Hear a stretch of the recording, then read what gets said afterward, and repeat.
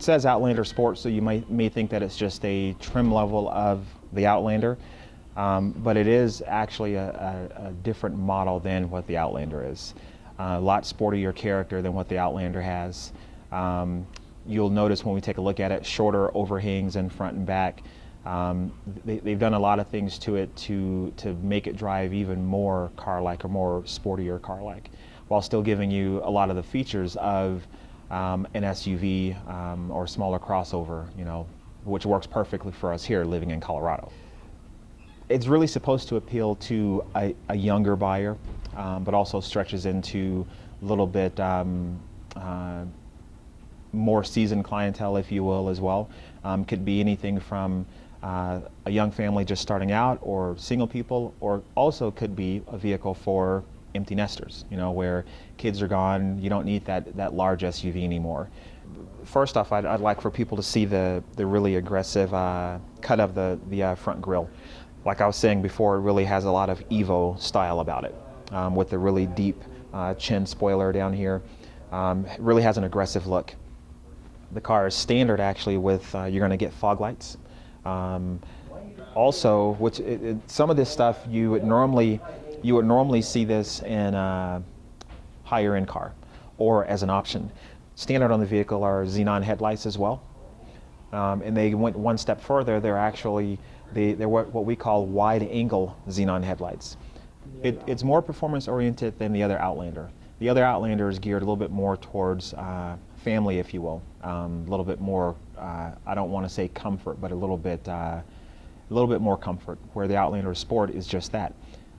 It has styling even more so reminiscent of our Mitsubishi Evo, which everybody knows about that vehicle and its high horsepower capabilities and great handling. So it looks more like that vehicle, and also it does handle a lot better, not taking anything away from the other Outlander, but it handles a lot better than the other Outlander. If you take it through a lot of sweeping or sharp corners and curves, you'll really notice how it really does grip the road. And it comes with a lot of standard features I'll show you in a little bit, but I mean, it is a sportier vehicle for sure. As you're going around the side of the vehicle, your alloy wheels that you see here, that's actually standard on the vehicle. ABS brakes, standard as well. But I don't know if you can get a shot of it, but if you look at the shorter overhang in the front and shorter overhangs in the rear, kind of what we were talking about before, most of your sports cars or your sportier cars, their ideal is to take your wheels and push them to the outermost corners of the vehicle. That way you have a wider base for handling and for just road holding ability. Having the larger wheels and tires, 18-inch wheels and tires, it creates a larger contact patch on the road. Also standard on the car, we have our fast key. So when you walk up to the vehicle, you'd push this button here that would lock and unlock the vehicle. So you're not going to have to access your keys and put it in into the lock switch here, or even take your key out and push the button. As long as that key is within about 2 feet of the vehicle, it allows you to access locking and unlocking features. Car would recognize that the key is near, and then actually when you step inside, there's a different set of antennas inside that recognizes that the key is in the car. So it'll let you start it once you get in there. One really great feature is that if the key is in here, you're in a rush, you accidentally left the key in, when you close this door, try to lock it, it won't let you lock the vehicle with the key inside. Safety is still there. There's no compromise on safety. All of our cars have the Rise platform, just makes the car a much safer vehicle. It lines up better with other vehicles in the event of an impact. It actually has driver knee airbags, which is you don't really find that in this segment. So it has a lot of things safety-wise that the other car has, even a couple of pluses over the other Outlander. But they didn't compromise anything as far as safety. As far as safety goes, doesn't matter if you want a sportier car or if you want a more family-oriented car, safety is going to be of paramount to anybody. A lot of companies out there in this segment have Bluetooth, but one thing that the Mitsubishi has that a lot of the others, and this is standard by the way, a lot of the other companies, they'll have Bluetooth. First of all, it's an option. Secondly, it's just Bluetooth. With this Fuse Link, this is Bluetooth but also if you have an audio device with Bluetooth capabilities, I can stream my music from that product or from that iPod or Zune or whatever it might be. I can stream it to the car without actually connecting it to the car. So my music player can be in the back and I can listen to my music from up front here.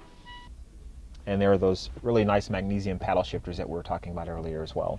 That allows you to take control of the power that's in the vehicle. And if you want to drive it like a regular vehicle, put it in drive. And you're going to have a very relaxed, very smooth, just very smooth gear shifting and power delivery.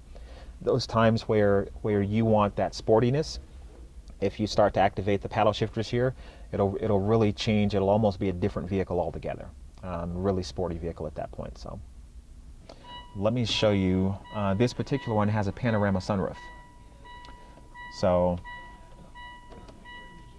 if you look, I'm going to just lean back and get out of the way here for a second.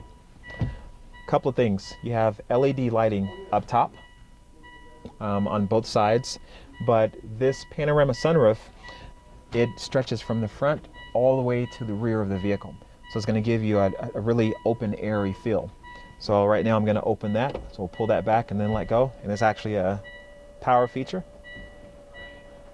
And you can stop it anywhere in between there if you want it. But you can, I don't know if you can get a shot there, but you can really see how large that glass roof is there.